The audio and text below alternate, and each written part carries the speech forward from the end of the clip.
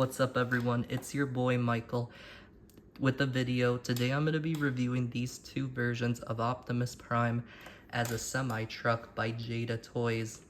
Now, these trucks are die-cast models, so they don't transform. Please do not ask me if they transform. They're still really cool though. They look what Optimus Prime would look like in real life as a truck. I'm going to be telling you which trucks these are, their origins, and their backstories. The truck on the left is the Freightliner FL86 cabover, the truck that he had in the original Transformers Generation 1 cartoon. And the truck on the right is the Peterbilt 379, the truck that he had in the first 3 live-action movies, Michael Bay. So let's start with the G1 version since it came first. As you can see, this is a Freightliner FL86 cabover. Freightliner is the truck manufacturer, and for those of you who don't know what cabover is, for those of you who don't know your trucks, cabover means that you're sitting on top of the engine. That's what these flat-faced trucks are called, cabovers. So yeah, and sadly they don't make these in America anymore, and I'll be happy to explain why. But pretending this is a normal semi-truck for a moment, you would be right here and the engine would be right here, so you will literally have to lift the cab off the base, the chassis of the vehicle, to look or at least work on the engine. So you can see it has a lot of chrome parts, the headlights, the grille, the little light things, this nice silver stripe, the red, the die-cast metal chrome parts. The chrome parts are plastic. So bringing it closer, you can see it has the doors on the side do open. Not sure if I can get a good camera angle of that, but there you can see a little bit of the steering wheel in there. Rear view mirrors, handlebars that you would grab on while you're getting into the truck, chrome rims, real rubber tires, these giant gas tanks, the red silver stripe, these nice smokestacks on the back with the air filters, the blue back fenders. And that's all I really gotta say for this truck of Optimus Prime. Now, let's talk about his backstory. So originally, if you all seen the original Transformers Generation 1 series, you would know that Optimus was on Cybertron. That's where all Transformers used to live before they came to our planet Earth.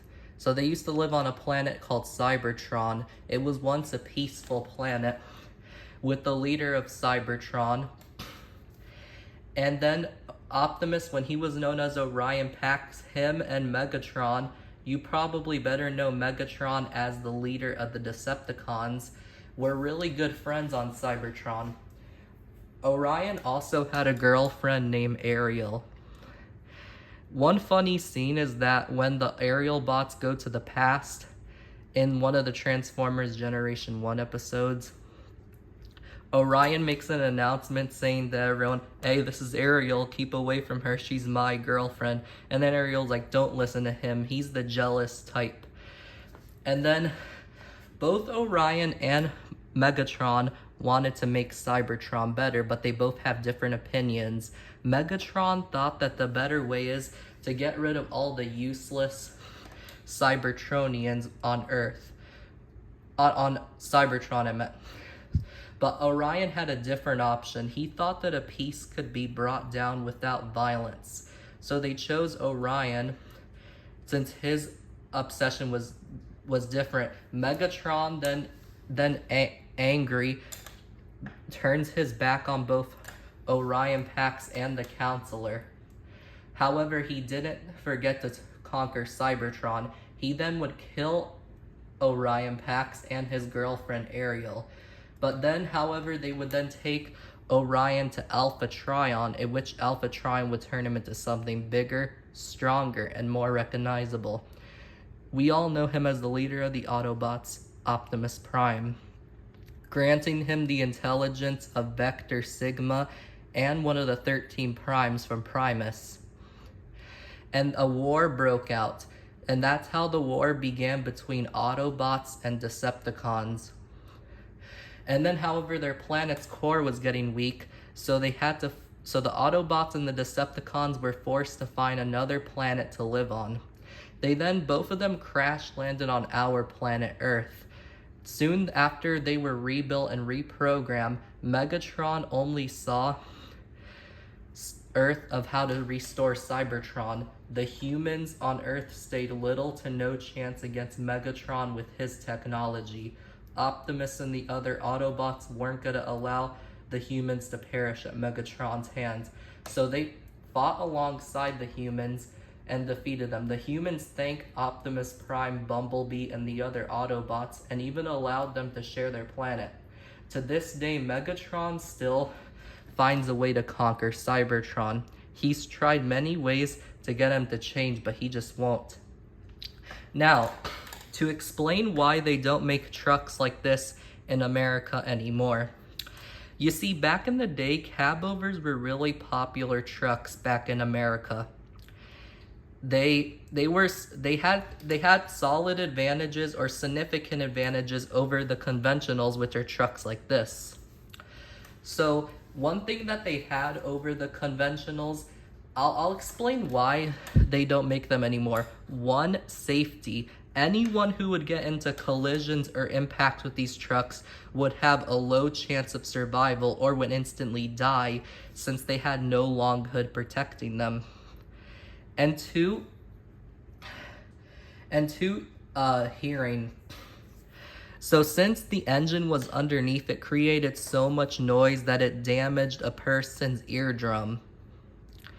And so that's why they stopped making them. The cabovers, one thing I will say the cabovers hold over the conventionals is that since they had a flat face and a shorter wheelbase, it allowed them to handle the tight turns and the curves a lot better than the conventionals. And two, since they had a flat face, it gave drivers a bird's eye view to let them know where their truck is at all times. But still, in the end of the day, that's why you see more of trucks that in the world in America that look like this, while trucks that look like this. They do still make cab-over trucks in international like Europe, but sadly in America they went extinct. Who knows, they might bring them back eventually. It all depends. That's quite a story for the G1 Optimus Prime, but now let's talk about the Bayverse version. This truck is a Peterbilt 379.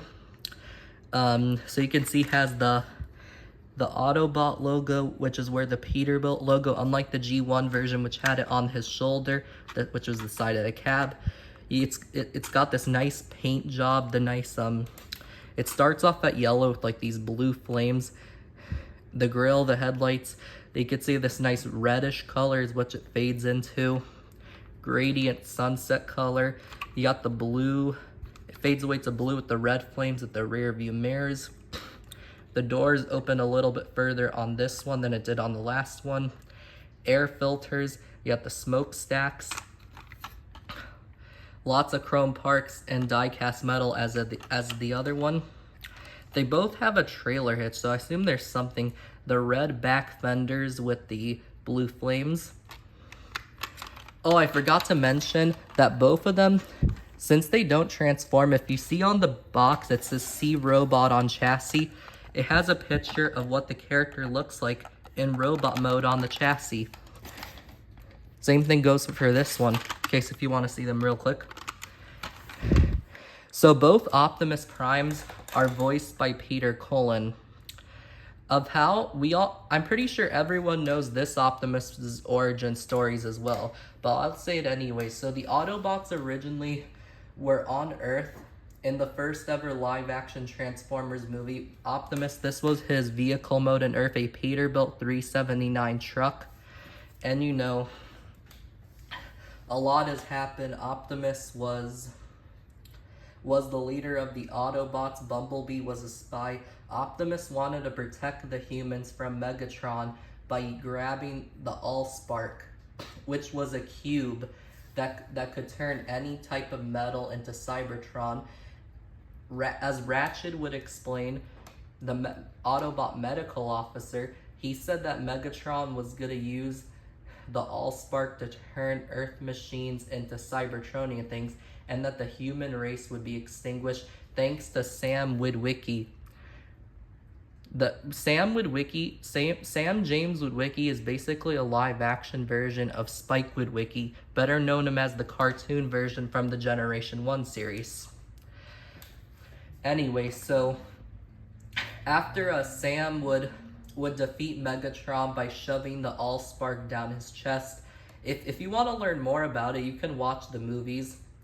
Optimus would then thank them. The humans would then align themselves. The military would then align itself with the Autobots to fight against the Decepticons, creating a company called Nest. And you know, lots have happened in Transformers 2: Revenge of the Fallen. Megatron then comes back to life and kills Optimus Prime as revenge. Optimus was dying protecting Sam, and Sam went on a mission with his girlfriend Michaela, as well as many of his other friends, with Bumblebee and the two twins known as Skids and Mudflap, to find the Matrix of Leadership and bring Optimus Prime back to life. And then when Sam shoves the Matrix of Leadership down Optimus Prime's chest, Optimus comes back to life. After that, that would be the last we see of him when he defeats Megatron in the desert. And then in Transformers 3: Dark of the Moon,